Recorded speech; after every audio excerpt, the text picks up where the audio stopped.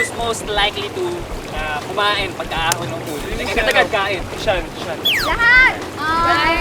Pwede. Lahat tayo. Oo. Actually, oo. Lahat na kayo nagugutom. Siguro one thing about the mga kabarkada kasi we love food. Yes.